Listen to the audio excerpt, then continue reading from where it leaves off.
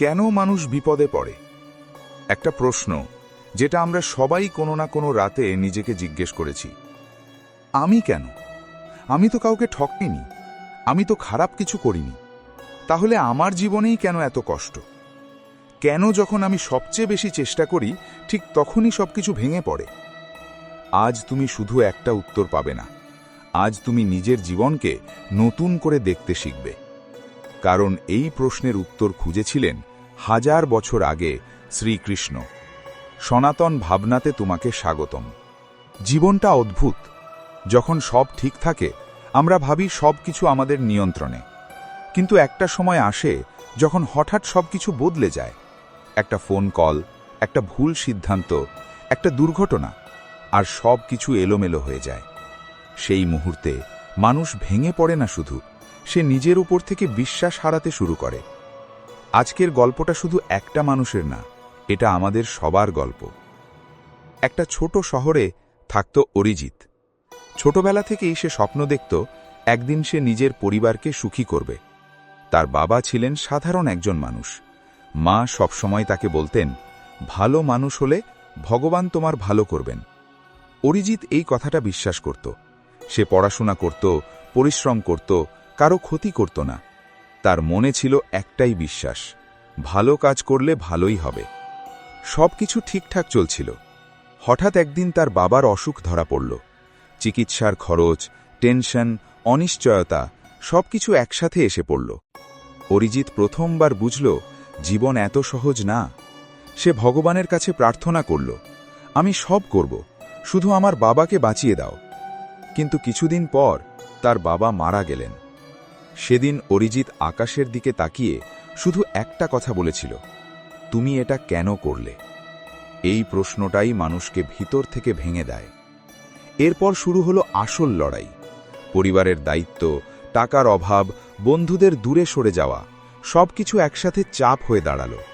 অরিজিৎ দিন রাত কাজ করত, কিন্তু কোনো কিছুই ঠিক হচ্ছিল না। সে ভাবত, আমি এত চেষ্টা করছি, তবুও কেন কিছুই ঠিক হচ্ছে না। একদিন সে আয়নার সামনে দাঁড়িয়ে নিজেকেই জিজ্ঞেস করল, আমি কি সত্যি ব্যর্থ? একদিন তার ব্যবসায় বড় ক্ষতি হল। সে একেবারে নিঃস্ব হয়ে গেল। সেই রাতে সে একা বসেছিল, চারিদিকে অন্ধকার। তার মনে হচ্ছিল এবার আর উঠে দাঁড়ানো সম্ভব না। সে চিৎকার করে বলল, যদি সবকিছু আমার বিরুদ্ধে হয়। তার জীবনে একজন বৃদ্ধ সাধু এলেন। সাধু তার পাশে বসে শুধু বললেন, তুমি যা হারিয়েছ সেটা তুমি ভাবছ তোমার সব, কিন্তু সত্যি হল তুমি এখনো নিজেকে হারাওনি। শ্রীকৃষ্ণের শিক্ষা অনুযায়ী মানুষের আসল শক্তি তার বাইরের জিনিসে না, তার ভেতরের চেতনায়। সাধু অরিজিৎকে বোঝালেন, তোমার জীবনে যে বিপদ এসেছে তার শাস্তি না, এটা ফল। তোমার বর্তমান তোমার অতীতের প্রতিফলন, আর তুমি যেভাবে এখন কাজ করছো সেটাই তোমার ভবিষ্যৎ তৈরি করছে। অরিজিৎ ধীরে ধীরে বুঝতে শুরু করল, সে শুধু পরিস্থিতির শিকার না, সে নিজের জীবন গড়ার ক্ষমতাও রাখে। সে নিজের দৃষ্টিভঙ্গি বদলালো। সে কাজ করতে লাগলো, কিন্তু ফলের জন্য না। সে চেষ্টা করতে লাগলো, কিন্তু ভয় নিয়ে না।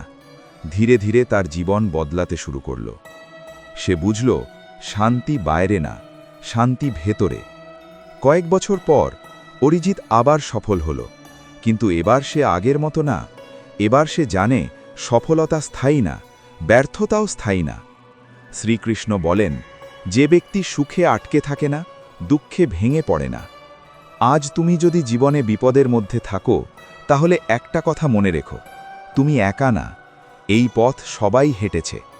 বিপদ মানে তুমি শেষ না, বিপদ মানে তুমি নতুন করে শুরু করতে যাচ্ছ। একদিন তুমি পেছনে ফিরে তাকাবে আর বুঝবে, যে কষ্টগুলো তোমাকে কাঁদিয়েছে সেগুলোই তোমাকে সবচেয়ে শক্তিশালী করেছে। তাই আজ হার মানবে না, কারণ তুমি শুধু একটা গল্পের অংশ না, তুমি একটা গল্প তৈরি করছো। সনাতন ভাবনার সাথে থাকো। এখানে তুমি শুধু উত্তর পাবে না, তুমি নিজের ভেতরের শক্তিকে খুঁজে পাবে।